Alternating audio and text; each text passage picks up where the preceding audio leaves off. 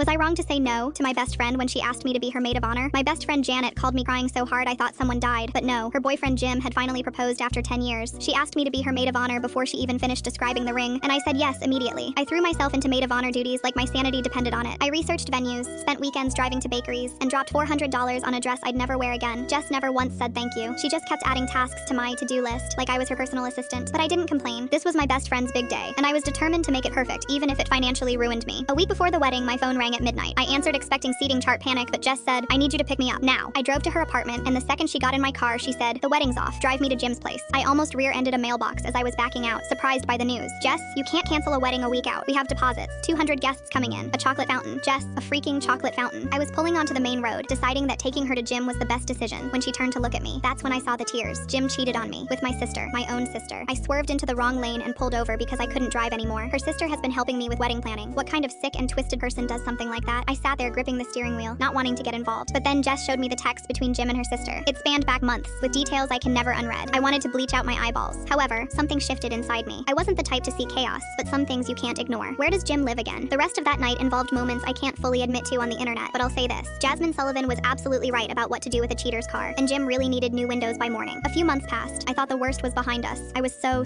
wrong. Jess came back from vacation in Mexico, engaged to a new guy she'd met on the trip, and she asked me to be her maid of honor again, because you did it so well last time. Every instinct screamed this was insane. 3 months wasn't enough time to heal, let alone get to know someone new and marry them. I'd just spent a year planning a wedding that ended with me committing vandalism, but Jess looked so hopeful, and I'm apparently incapable of saying no to people I love, so I started over. New venue, new dress, more money I didn't have. The day before the wedding, my phone rang. It was Jess, and she needed a ride. My eye twitched. Please, not again. She texted me an address, and I started driving. As I turned onto the street, something familiar tugged at me. I knew this neighborhood. I pulled up to the house Jess had sent me the address for, and my entire body convulsed. It was Jim's house, the ex-fiancé and cheater. The front door burst open, and Jess came running out. Her dress was on backwards, one heel missing, hair looking like she'd been electrocuted. She saw my car and started waving, shouting my name. She was smiling, and it hit me all at once. She'd cheated on her new guy, with Jim, the same Jim who destroyed her 3 months ago. I looked at Jess and thought about the poor new guy, completely unaware his fiancé was sleeping with her ex, and I drove away, leaving Jess standing on Jim's lawn. Halfway home, guilt hit me, so I pulled over, opened Venmo, and sent her $15 with a memo for Uber. Jess called me. Jim and I worked things out. "Will you be my maid of honor?" I answered with no hesitation. "Sure." I paused. On opposite day.